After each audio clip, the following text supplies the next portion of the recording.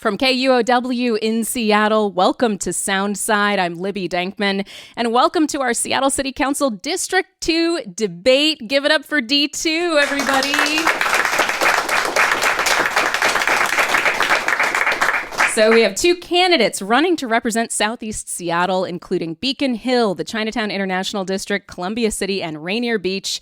This seat was left vacant earlier this year when former Councilmember Tammy Morales left the role. It's been temporarily filled by Interim Councilmember Mark Solomon, but he's going to step aside once voters decide which candidate they want to represent their community. That could be Adonis Ducksworth, who is the Communications and Policy Advisor at the Seattle Department of Transportation, or Eddie Lynn, an assistant attorney for the Seattle City Attorney's Office. Give it up for our candidates. So they are both campaigning on platforms that prioritize key issues like transportation, public safety, and housing. We're going to ask them all about that tonight. Please welcome yourselves as well. I'm going to ask you to applaud one more time. Thank you for coming out on a weeknight to this debate. Really appreciate it. So before we get started, we have a couple rules to go over for the debate. Each candidate is going to have 90 seconds to answer a new question. After that, you will have a 45-second rebuttal as the other candidate.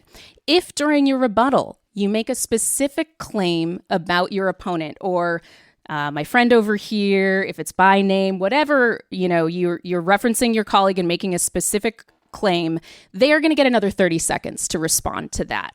There will also be a lightning round designed for very brief one-word answers or very short answers at the end, and that's going to wrap us up, followed by 1-minute closing statements. We're not going to do opening statements for this debate. We like to keep things moving pretty quickly, but we will have 1-minute closing statements at the end. So in order to keep things moving quickly, we have a little bit of help. If you go over time, you might hear this sound.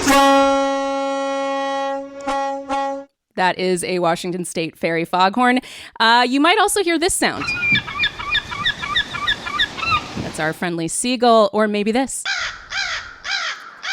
Crows love clocks, and they love democracy. Okay, so we, again, not doing opening statements, but we're going to get right down to business. Everybody ready to go? Ready. Sure. All right. Thank you so much for being here. And let's start with the issue of gun violence. First question is going to go to Adonis Ducksworth, and your rebuttal, Eddie Lynn, will follow. Gun violence is a big concern for District 2. Just in the past couple of weeks, there have been multiple shootings in D2, including a fatal shooting in the CID. Seattle Police Chief Sean Barnes told KUOW News that the disturbance that preceded that CID shooting was caught on one of the city's real-time crime center cameras. Now, I asked SPD for more details about this. They said that is still an open investigation, but they pointed me to several examples of recent arrests that were made related to crimes in the CID, where the department claims cameras aided the investigation. So the City Council recently voted to approve more cameras in the city. Adonis Ducksworth, both you and your opponent Eddie Lynn have said that you don't think these cameras are a good idea. Why not? You have 90 seconds. Well, it's a great question. Cameras are not going to solve gun violence. I think where we're at with gun violence, how we got here with gun violence, is a very complex issue, and it goes back a long way. Gun violence, as we know, disproportionately impacts people of color. The South End, we make up about 13% of the city's population, but we account for over a third of the gun violence in the city. And a lot of that has to do with poverty. It has to do with years of disinvestment, years of trauma. And a lot of those kinds of things are not just going to be undone overnight, and they're not going to be undone with a camera. So I just want to start there. So if we really want to address our gun violence issues, we need to start with what I like to say is stability. And that's stability in the home. That's stability with education. That's stability with health. And a lot of this starts, I believe, and what some of the data tells us and what the research tells us, is that when a person, and stay with me on this, is when a person finds out that they're going to have a child, that's when we need to start the work, right? It's not so much about where the mother comes from or where the mother is going, but making sure that they have stable housing, they have access to stable health care, they have access to stable employment. You have about 5 seconds left. Okay. So I think it starts there, because if we invest in our youth, if we invest in our prenatal care, 0 to 5, we're going to see dividends and returns, especially when it comes to things like public safety. Thank you. Candidate Eddie Lynn, as I noted, you share skepticism of the Real-Time Crime Center cameras that were recently expanded by the City Council. 45 seconds for a response to what we heard from Adonis Ducksworth. Yeah, thank you, Libby. Super excited to be here. Longtime fan of KUOW, and thanks for Adonis for being here. And, I fully agree with Adonis's points. And like you said, we both oppose the expansion of the surveillance. And, I think we have to be aware of what's going on at the federal level, right? And I know that we have some protections for our surveillance data, but we've also seen those protections fail in many different levels. At the state level, where the feds have gotten a hold of our Department of Licensing data, and they're going after health data. And so right now is not the time. Surveillance, it can be an investigatory tool, but as Adonis was saying, it doesn't prevent crime. We need to be investing in the community. We need to be investing in gun buyback programs and gun lock storage programs, and getting our youth connected with apprenticeships and good jobs. Thank you. Candidate Eddie Lynn, Seattle never defunded the police by 50%, as many members of the City Council had committed to in 2020. But like many big city police forces, SPD was hit with a wave of separations and struggled to fill vacancies for years following the pandemic and George Floyd protests. After 2021, the police budget has grown significantly year over year, and hiring is back. That's a lot of what's driving the $33 million bump to SPD funding that's in Mayor Harrell's new budget proposal. That plan also includes almost $10 million for more care community crisis responders. My question to you is, are we properly funding the Seattle Police Department, and what changes to public safety spending would you bring as a member of the council? You have 90 seconds. Yeah, we need to take a comprehensive approach to public safety. So first of all, we need to be investing in basic needs, so things like housing and healthcare and mental health. We need to expand our CARES team, so that is where we send out social workers and mental health care providers when there's a 911 call. And we need to update the contract with the Police Officers Guild so that they can go out on their own, so it doesn't have to be accompanied by a police officer. We do need to hire more police. We need to hire more diverse police officers who come from our communities, who understand our diverse communities, diverse cultures and languages. We need to hire more women on the force, and we need real accountability. Going back to 2020, we've had a long time difficulties with policing in our community across the country. Really, I've experienced misconduct by police officers myself, and it's traumatizing. And especially in D2, there's a lack of trust between many in our community and the police, and that results in a lack of public safety when you don't have a trusting relationship. So in order to build that trust, that's where we really need to lean into civilian oversight. When there's a misconduct allegation, having civilian oversight instead of having sergeants do those investigations. We absolutely need to do 5 seconds. More mental health care providers, because that allows our police to respond to our most urgent public safety needs if they're not responding to those mental health calls. Thank you. Adonis Ducksworth, you have 45 seconds to respond. Yeah, it's an interesting and complex topic when we start talking about the police, especially when we're talking about police and we're talking about people that look like me, right? People of color. And so I wholeheartedly agree that if we are going to hire more police officers, if we're going to invest in our police force, those officers have to be accountable, they have to be representative, and they have to be able to form relationships for the community. And if they can't do any of those things, they don't deserve to be a police officer in the city of Seattle. Another big question on people's minds is how to help people who are navigating substance use disorder in the city of Seattle. Adonis Ducksworth, you were endorsed by the Seattle Times. Your opponent, Eddie Lynn, was endorsed by The Stranger. And we want to dial into that Stranger endorsement and kind of give you some chance to respond to some things that they said. So when the stranger talked about their endorsement, they reported that there was a back and forth between you and Eddie Lynn that was a deciding factor in their endorsement of Lynn. According to the stranger, they said that you talked about going on a ride-along where only one out of at least 50 people that you came across on the street were receptive of drug treatment when asked. The stranger says that then Eddie kind of interjected. There was a bit of a back and forth and talked about treatment options. And you replied that these individuals were not asking about treatment options, but were instead, quote, they are getting high. So, Adonis, I wanted to give you a chance to talk about this because I think it was a pivotal point in the campaign when the stranger talked about that. Why do you think people on your ride along were not open to treatment options? And how would you change things if you were on the city council? And you have 90 seconds. Sure.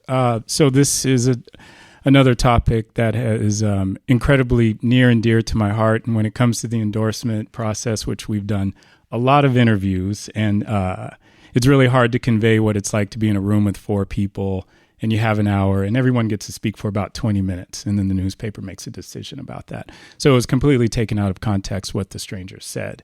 My dad, he was in the military. He was an airborne ranger. And when he got out of the military, he struggled with substance abuse and he wasn't able to live in our home, and he ended up living on the street, and he ultimately died from his alcoholism. I had my own struggles with it, and I've been sober for 10 years.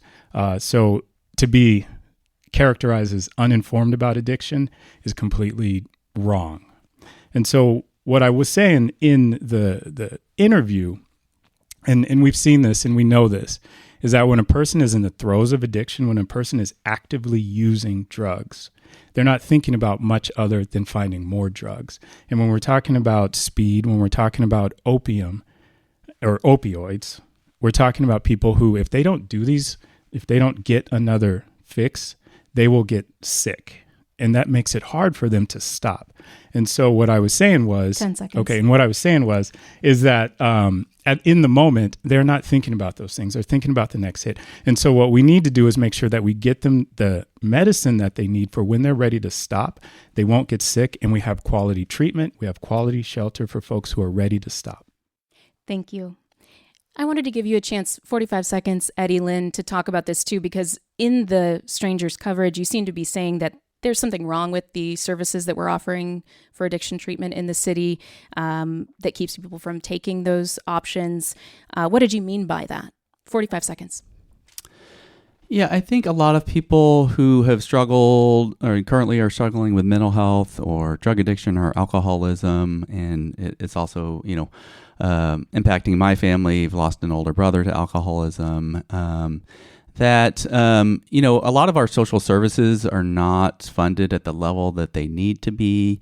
And people oftentimes might try, a shelter, but maybe they were offered a shelter that was a congregate shelter where they weren't allowed to, have their pet or a partner there. And so that was a traumatizing experience. Or they might go to a treatment facility, but it might not be, well suited to their needs. And so people oftentimes get traumatized from the services or not having individualized services. So that's what I was trying to point out, that we need to tailor our services and we need to fund them at the depth needed to meet people's needs. Thank you. Still on the subject of services, but this time on homelessness. In April, the Seattle Times reported that the city has taken down more than 8,000 tents over the past 2 years. Eddie Lynn, do you think that the city's practice of clearing encampments has been an effective way to address homelessness in Seattle? You have 90 seconds. It has not, and I think we can all see that. Unfortunately, when there's a large encampment removal or sweep downtown, it gets moved to the Little Saigon. When there's one in Little Saigon or Soto, it gets pushed down to Beacon Hill. And in a lot of the reporting, people were saying, well, it's not really, or they're just getting dispersed. So it's not a large encampment, but it's small encampments everywhere. And that's not addressing the root cause of the issue. And again, when you just push people around, they lose their belongings, they lose their medication.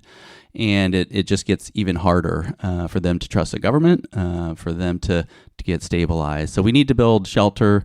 We need to provide treatment. We need to work with programs. So I did a tour of Purpose Dignity Action. They have a site off of Aurora, and they do deep individualized care for folks. They get them housed, and then they do aftercare for up to 12 months to stay with that person. And that's, but if you can do it once, but if you can do it right, we're going to see a better results on our investments. Right now, we're spending so much pushing people around, spreading the investment so thin that we're not actually solving the problem. Thank you. Adonis Ducksworth, you have 45 seconds to respond. How do you feel about encampment clearances? Well, first, I just want to say that, like I talked about with my dad, a lot of these folks, these are people's moms, they're their dads, they're their brothers, they're their sisters, their aunts and uncles. They're people that we went to school with, and it's unfortunate when folks fall into these situations to where they don't have a roof over their head, whether that's because they couldn't afford where they were living, they had substance or mental abuse issues, or some other issue that put them on the street. And so while we definitely need the quality services and quality shelter, the things that Eddie had talked about, we also need to think about what we're doing upstream to keep people from going into homelessness. And so we need to make sure that we're providing housing at all the different levels so that for folks who maybe can't afford market rate, there's affordable housing. And if they can't afford affordable housing, they have 30% AMI or below housing, some type of housing for everyone to fit into, because we need to stop the stream of people moving into homeless as well as dealing with the folks who are on the street. Just going to give you another 30 seconds here because I didn't hear specifically. I heard Eddie Lynn say that he does not think that the encampment clearances have been an effective way to address homelessness. So I wanted to give you another chance. Do you have a position on whether the city clearing thousands of encampments is an effective way to address homelessness? 30 seconds. No, I don't think it's an effective way of dealing with homelessness. I think we need to work on the things that we can do upstream to keep people from moving into homelessness. I think moving and pushing people around, and we see it happening right now in Rainier. Folks who were in Chinatown-International District, Little Saigon, have moved down to Charles Street, right? We can see it moving farther and farther south. So they're still homeless. They've only just moved, right? So no, it's not an effective way to do that. Thank you. So closely related to homelessness is the housing crisis. Seattle's comprehensive plan is a big blueprint for the city's future growth over the next 10 years. The plan, recently adopted by the City Council, increases zoning for housing density and establishes newer, denser neighborhood centers in parts of Seattle. Adonis Ducksworth, you and your opponent, Eddie Lynn, have both talked about wanting this density to be distributed fairly throughout Seattle instead of just in the Southeast area and District 2. Where would you like to see housing go, and how do you make that happen with what we've seen before, neighborhood pushback, other issues? Sure. 90 seconds. Yeah, good question. More housing in more places. I can't say that there's one specific neighborhood that should take on more housing, more places throughout the entire city is the best way that I could put that. And obviously with that comes the zoning. And in 2026, we'll have that opportunity to zone for density and zone for density all over the city. And it's not just on the arterials, but it's throughout the neighborhood residential as well. And we also need to make sure that we've got the right funding in place to help those who want to build affordable housing. But then the other thing that we need to do is make sure that we are streamlining our permitting so that folks who do want to build affordable housing, it is as easy and as smooth a process for them to do it right now. Because what we've seen with our housing permits, it's gone down to basically like zero. And what a lot of our affordable housing providers, the ones who are building right now, tell us is that that is a big barrier right there. So in order to solve that, we need to make sure that our Seattle Department of Construction and Inspections is staffed up with the right people. And we look at new and innovative and creative ways to speed up our permitting process. Thank you. Candidate Lynn, how would you work to distribute more housing density in other parts of the city? Again, we've had vocal opposition to greater density in parts of Seattle, and there's also, significant pushback when it comes to the tree canopy and other concerns with greater density. How would you address that? You have 45 seconds.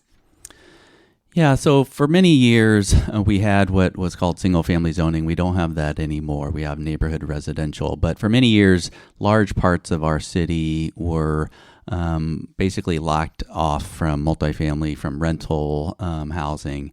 And oftentimes these were what are called like high opportunity areas. These are areas where there's plenty of tree canopy and parks and you're on the waterfront. And so we do need to make sure that there's housing opportunities throughout the city, that we aren't, again, repeating those mistakes of the past. We are a deeply segregated city because of those prior decisions that we're segregated based on homeownership versus renter versus, class and race due to historical racial covenants. So we need to do everything we can to have a more integrated city, and we should be planning around transit and transportation, not putting all of the multifamily housing on arterials, but making sure that we are planning both around schools and transit. And I'll stop there. That seagull is a NIMBY. Oh, that's it. Yeah.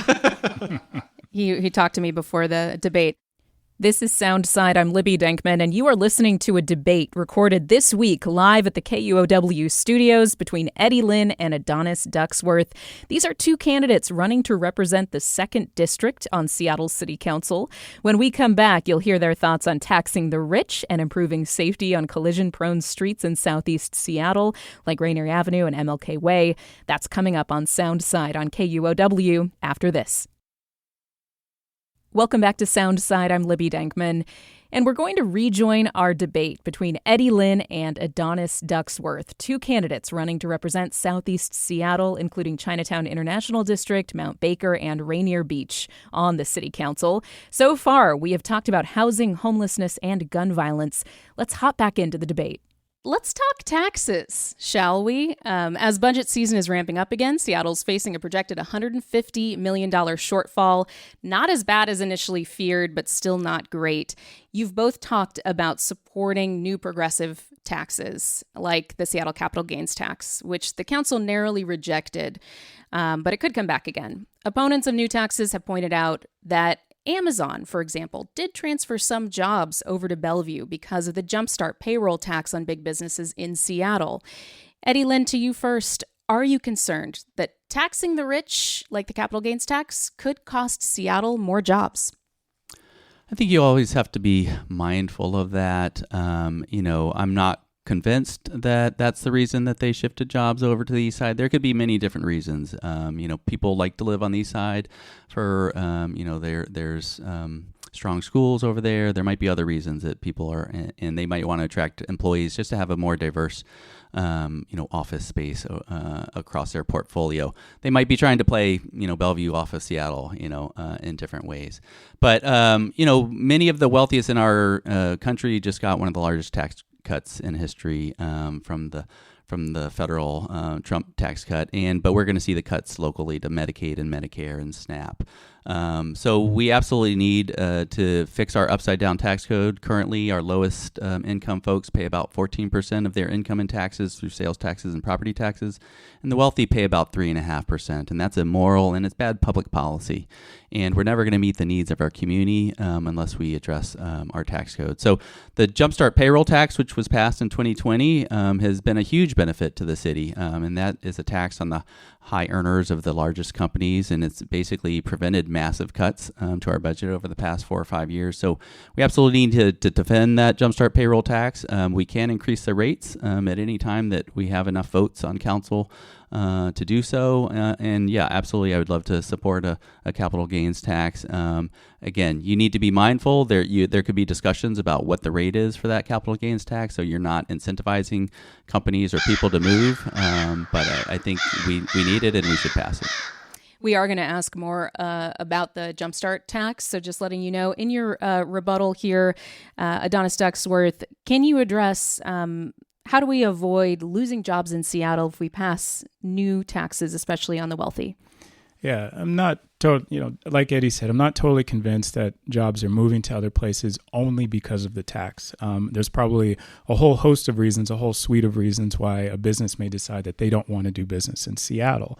And that could be a combination of taxes. It could be a combination of public safety. It could be a combination of not finding the right workers in that location. And so just pointing it to the tax it's not convincing to me. But while I do support and I do believe that the wealthy should pay their fair share, we also need to make it easier and we need to make it more affordable for folks who are struggling and who need services the most, right? So while we are taxing the rich, we also need to make sure we're putting money back in the pockets of the people who need it most. And there's a number of ways to do that. There's guaranteed basic income.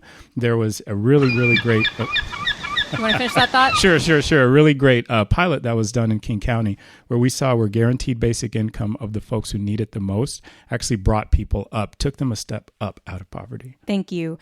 So back to the Jumpstart tax. A few weeks ago, Mayor Bruce Harrell released his proposed budget, which would once again pull a large chunk of that Jumpstart tax into the general fund to help avoid major service cuts. The tax was originally, back in the day, intended for a specific set of purposes like funding affordable housing, climate initiatives.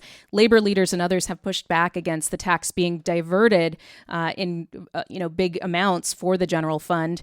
Jumpstart has also proved pretty volatile. The revenue up and down and up again, actually down right now. Candidate Ducksworth, do you think the Jumpstart revenue should be reserved specifically for those original purposes, the housing and climate purposes, or do you agree with the way the city is leaning on it to balance the budget? 90 seconds. The plan is the plan and you stick to the plan. And when you divert from the plan, that's when they lose trust and that's when they lose faith in their local government, which is a problem, which is a big problem. I understand that, I've worked in the city and I've worked in the mayor's office, worked on policy, I've worked on budgets. And while you're sitting there and you're trying to figure out how are we going to keep employees, how are we going to keep services, you're looking up, you're looking through every nook and cranny of how you could do this, right? And so there's Jumpstart. You got a minute. Sorry. Oh, sure. No. And so they say, well, here's Jumpstart. We have this reserve of cash over here. So we're going to move this cash over here to plug this hole. But it's almost like taking out a loan against yourself. And at some point, and when would you pay that back? And without a real plan to do that, I think this is bad policy to do that. And I think also when people look at, like, say, the Seattle process, why do we have the Seattle process? Why do we go through these things and debate things over and over and over again? A plan is a plan and we stick to the plan. We stick to what the legislation is. Because when we don't do that, that's when people lose faith in local government. You were probably pausing for dramatic effect, and I was like looking at the clock, oh my gosh. People can't react. That's me. I can't leave silences. Broadcaster impulses. Eddie Lynn, 45 seconds for you to respond and your take on the diversion of Jumpstart in order to balance the budget. Yeah, it should stay with the original purposes, affordable housing, the Green New Deal, equitable development initiative.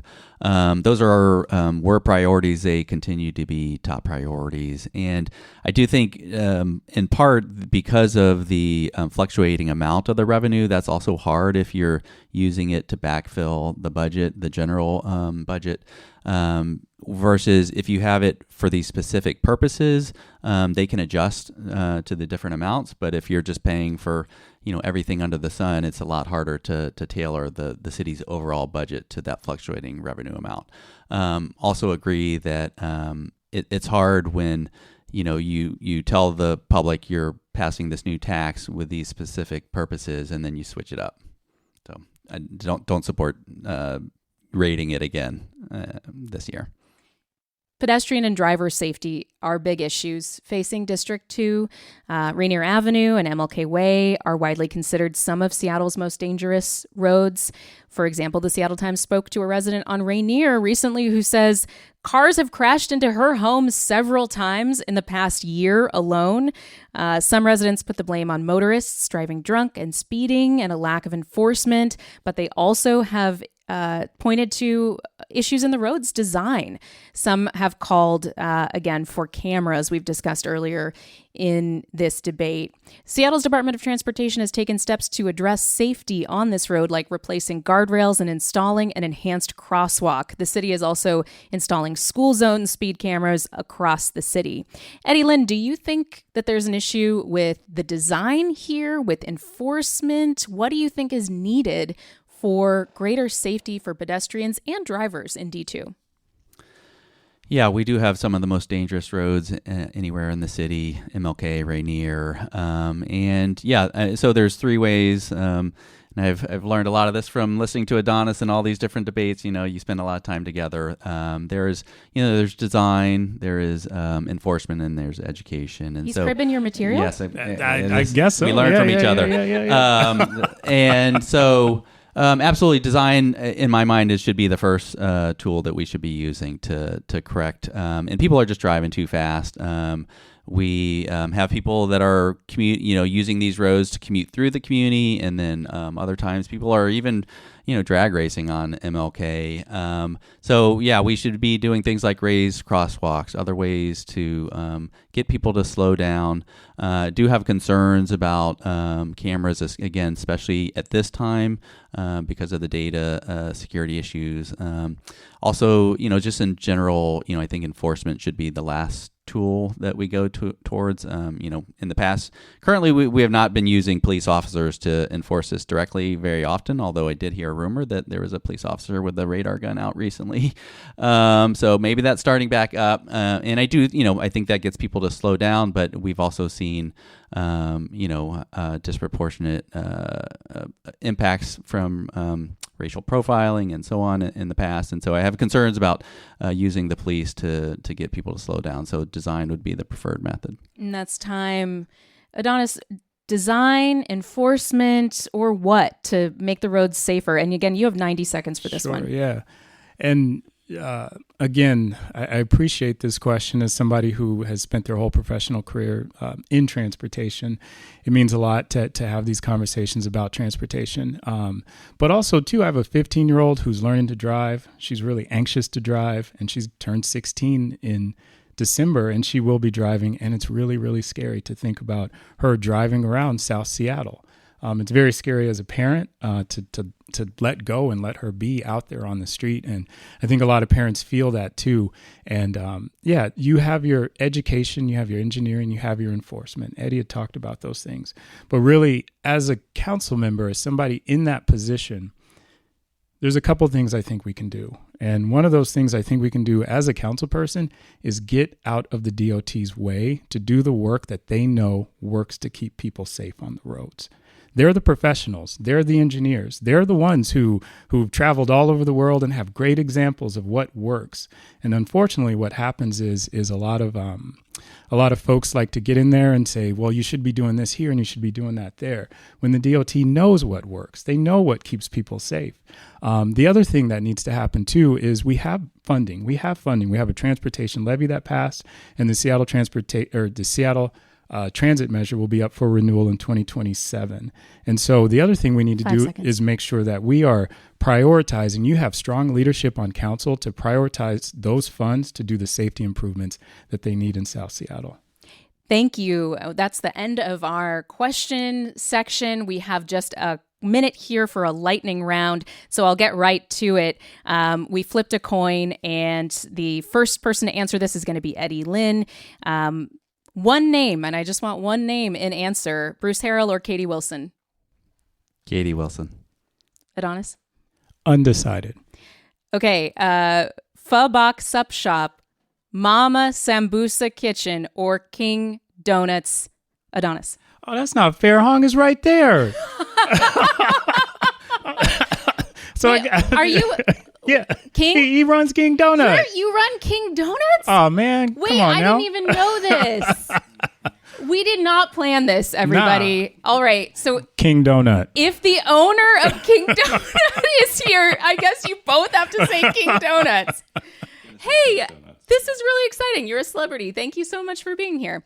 Okay, next question. Taking the light rail or the streetcar? Eddie? Light rail.